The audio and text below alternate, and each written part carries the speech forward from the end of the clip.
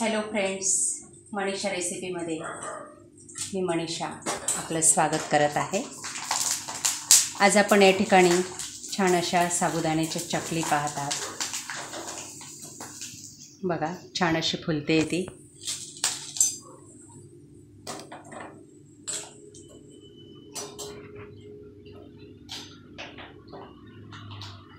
ह्या चकली तळण्यासाठी तेल आधी आपण तापून घ्यायचे आणि त्यानंतर तेलात ही चकली तळायची मध्यम आचेवर। व्यवस्थित तळायची म्हणजे ती खुसखुशीत होते। बघा, छान अशा मोठ्या मोठ्या चकल्या झालेल्या आहेत। तळल्यानंतर ती डबलची फुलते। या चकलीमध्ये साबुदाणा भिजवून त्यापासून ती तयार केलेली आहे। त्यात तिखट मीठ टाकलेलं आहे गरजेनुसार।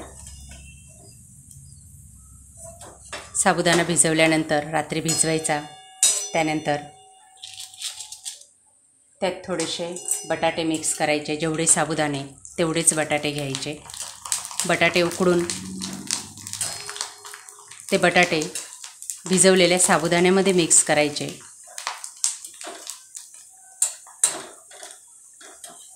आणि त्यानंतर तिखट मीठ कालवायचं आणि मग हे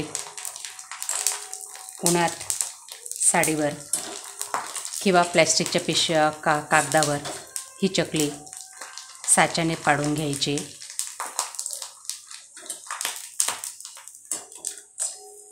सर्वांना करता येईल अशी ही रेसिपी आहे। आपल्याला ही चकलीची रेसिपी पाहायची असेल तर चॅनलला सबस्क्राईब करा आणि चॅनलची प्लेलिस्ट चेक करा।